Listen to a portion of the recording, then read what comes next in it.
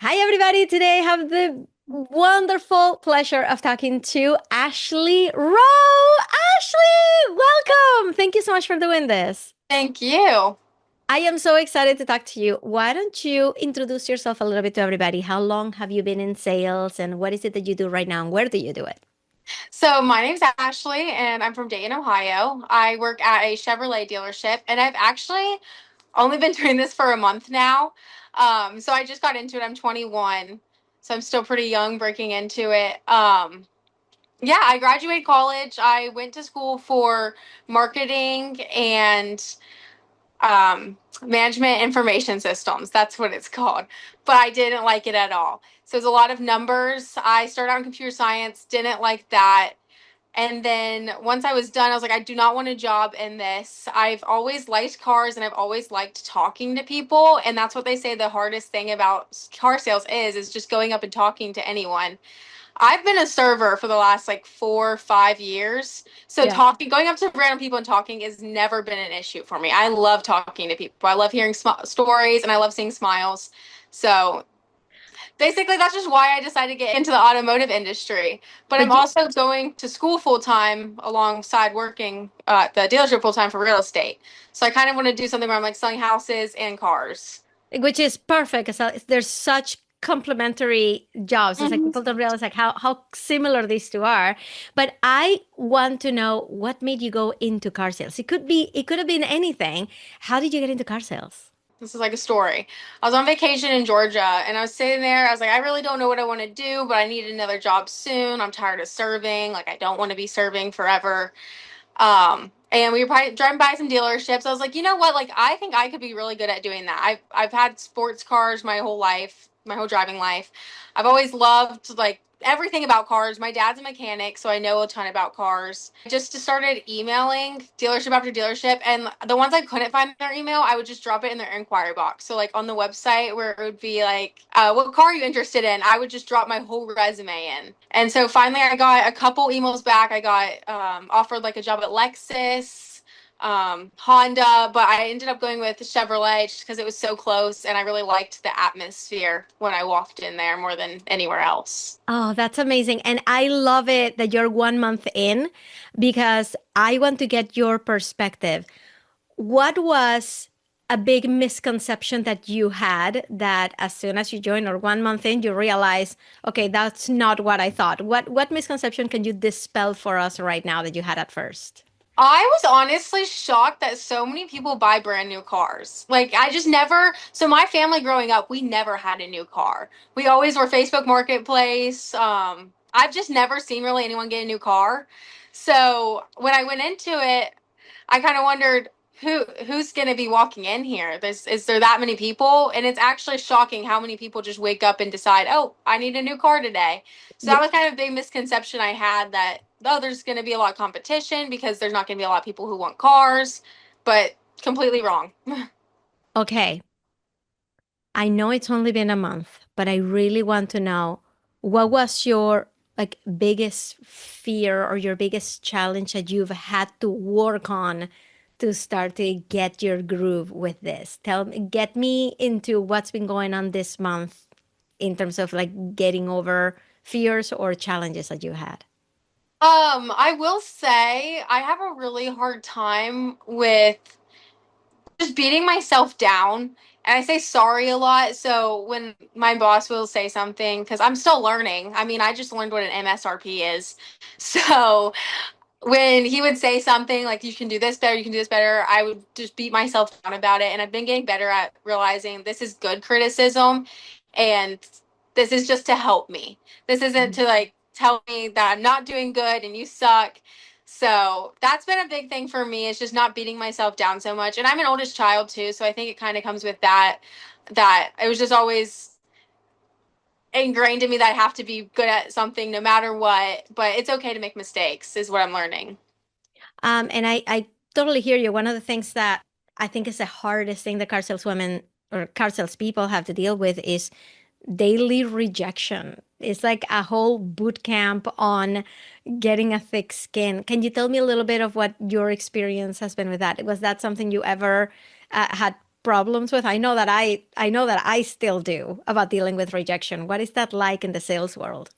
I honestly haven't had a lot of people um reject me. Actually, my first online lead I sold a car to. So my very first lead that came in online, I ended up selling a car to them, which was really awesome. It started out my month great.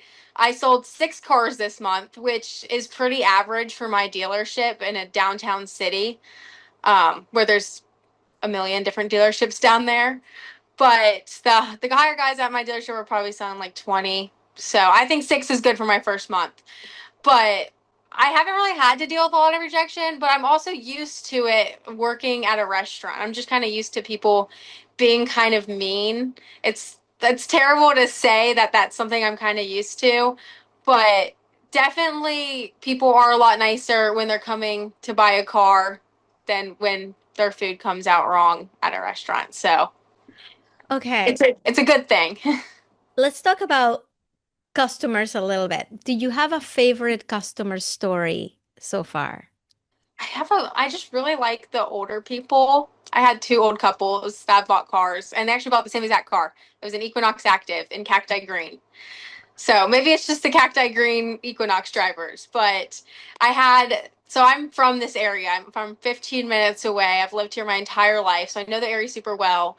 And this couple the other day, they've lived here for 60 years. They've been together 50 something, and they went to school where my dad went to school, and they went to law school where my boyfriend goes to school. So it was really fun talking to them. We could talk about everything from fishing trips to cruises to Dayton, and it was really good conversation. I really like talking to locals, so having those people come in was really good. I feel like I just make connections with people when there's stuff like that we can talk about. For literally, finance called them in, and I was like, no, I would like to keep talking. Please stay. So Is this people like where are you getting your customers? Is it people who walk into the stores? Is it people that you find online? Like, what are you finding is your groove on getting your leads?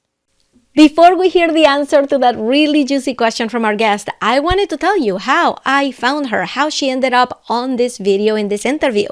I found her on TikTok because she had a strong presence, because she was using the right hashtags, because she knew what she was doing.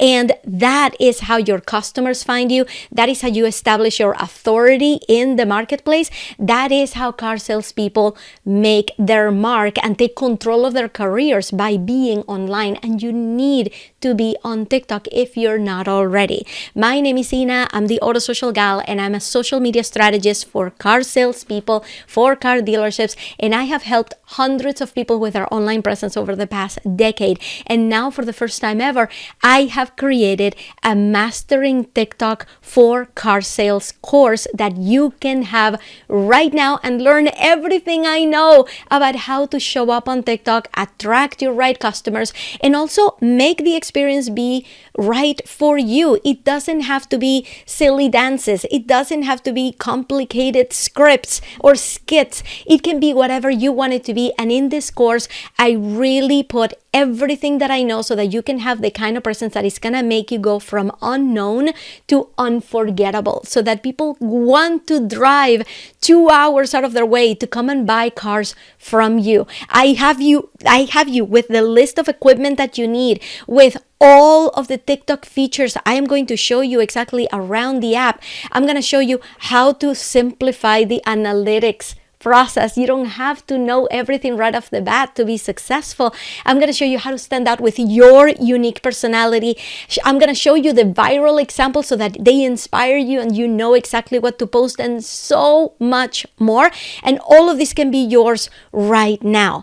And I want to give you a very special $15 off code. The price of the course is going to keep changing. I just put this out there, and the price is going to continue to increase. So don't rest thinking that the price is going to stay the same, and grab this code right here for your $15 off, no matter what the price of the course is. Just code this QR code, take a picture of this QR code, or go to autosocialgal.com/TT for TikTok, get it? And use the code YTGals. That stands for YouTube Gals, so that I know you came from this video and you're coming from here. It's all in that QR code. If you go to autosocialgal.com/TT, it already has the code baked into it, and you can go and grab it right now because I want to see you on TikTok so that I can go and invite you to be on this YouTube channel, elevate your authority, and inspire others. All right, now let's go back to the interview. So we use a CRM. So it's pretty slow on there just because we have to divide it between so many. We have 5 new car salespeople and we have 5 used car salespeople, but we all get leads from the same system.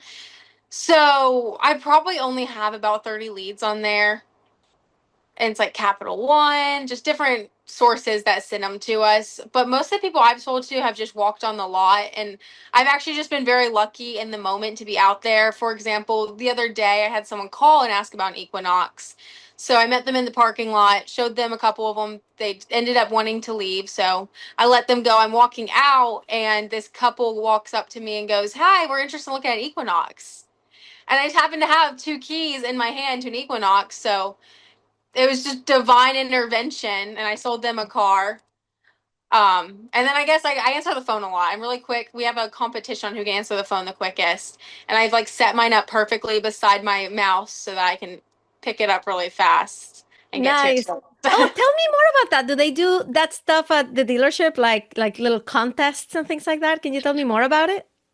They don't. This is just a competition between me and my coworkers that I get upset when I answer the phone. It's just the dial tone. So we kind of just made it a competition between. I have 3 desks on one side, so we're in the back of the dealership because we're the 3 new people. So we Mhm. don't get to see straight out the window at the lot. So we're kind of a lot closer back there, just because we're all new. So we're all learning together. We don't have as much camaraderie as the people up front. So it's kind of just a fun thing that we do between us, which is nice. And actually, I'm the youngest person that works at my dealership. Inherently, I just feel like I don't get as much respect from everybody else. So, not bad mouthing or anything. It's just, I'm just young. And people, that's something that I've had to realize, that since I am so young, when I'm talking to people about cars, sometimes they're going to think this person doesn't know that much because they're younger than me. Mhm. So, it's definitely that's been a thing of just trying to show that I can do it. And answering the phone the quickest is one way that I do that. Okay, I want to kind of like put a pin on that one. I want to actually zoom in on that one a little bit. If there's a car saleswoman right now who's just starting, like today is her first day, and she's coming into that scenario, right, where she's the youngest one, or she might be the only woman in the entire Well, I'm the lot. only woman too.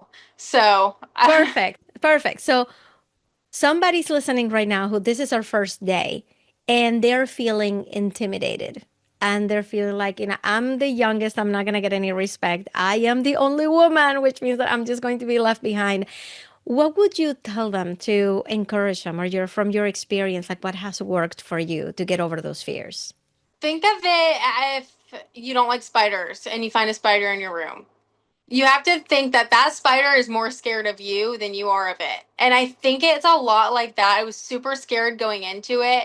But then talking to all these people, I realized that the men I work around were a lot more intimidated by a woman coming in than I was about working with a bunch of men, if that makes sense. You have such an advantage because people are inherently going to take women a little less seriously, and I hate to say it, but no matter what, we just live in that kind of society, and definitely would love to kind of push towards changing it, but I think we can also use it to our advantage. Oh, let me see. What did my boss say? He said that people see car salesmen as like slimy people. Like it's not always the best look, and if you think they're trying to scam you, nobody really thinks that a woman is going to try and scam you. We have like a nurturing nature, and I think that helps a lot because I mean I haven't had really a single bad interaction with anyone. Maybe it's just because I am really nice too, but people are inherently, I think, a little nicer to women. So I And don't no, know if that's okay to no, say, but that totally makes sense because what you're pointing out is something that is really, really true. Just out in the wild, when I first started my TikTok account for automotive, I would just get hate from everybody just because of the word dealership. Like this is a thing. This is not it's not like okay, dealerships and car salespeople are all sleazy, but that is a really big perception that people have out there, right? Hmm. It's a really big perception. So if they already come in with that perception, right, and you're here trying to help, then being a woman on the lot is actually an advantage for you because you get to dispel that a little bit.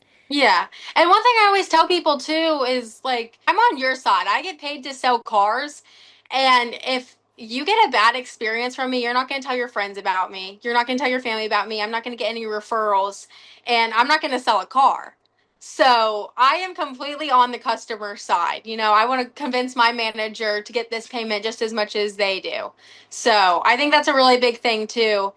It's just like reminding the customer that you are on their side because you are. Okay, I'm gonna ask you two questions, and for these, I want you to picture that there is a car saleswoman on the other side. So if there's somebody who's listening who is really struggling, she's struggling to fit in, she's struggling to get sales, she's struggling to like make this work. She's only been doing this for like a week. You seem extremely for having just done this for a month. You seem very, very well adjusted to that flow, to that getting sales, to that like really adapting to the environment. What would you say to her to encourage her to keep going? So one, I watch a lot of YouTube videos. So leading up to getting into this, I made myself I tried to make myself know everything that I possibly could before even like going to my first day on the lot.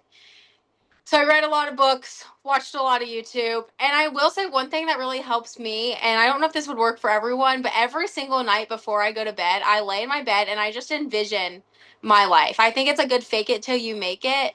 So in my head, I'm like, oh my gosh, I'm gonna sell 20 cars this month. It's gonna be awesome. I'm gonna win like so many awards down the road.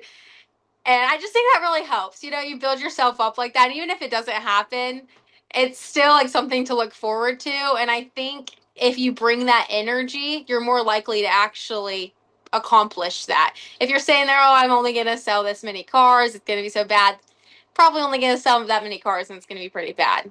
So definitely setting goals, but realistic goals too helps. I mean, my goal for October is to sell 10 cars instead of six. Mhm. So that's a helpful thing too.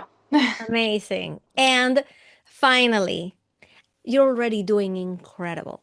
So, what is your big message to women in this industry, the way that you see it? I would say probably just keep being nice. I think I always think this. This is what I think because I see a lot of people in my dealership that, you know, like yesterday I had someone come in and it was for the desk next to me.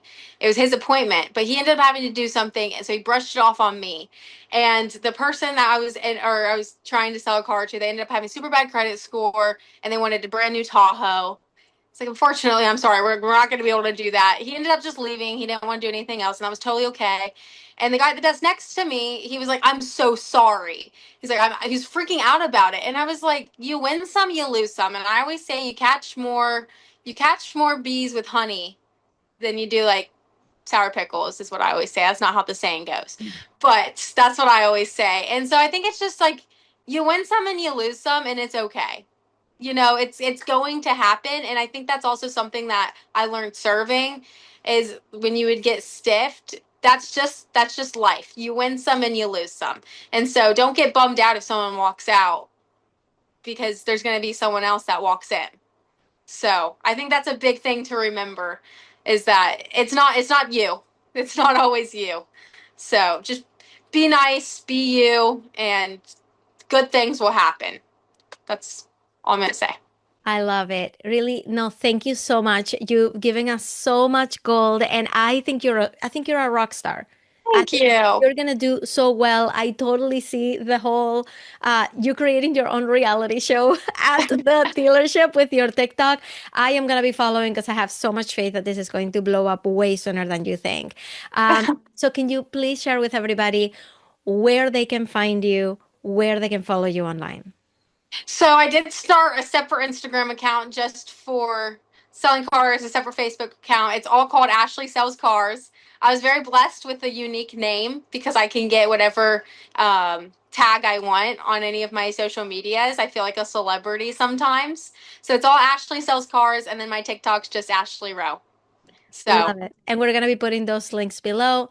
Ashley, really thank you so much for doing this. This has been such a thank pleasure. you. It's been so exciting. It's my first interview. So, like ever. So it's been And exciting. it's the first of many, I am sure. Thank you so much. Yeah.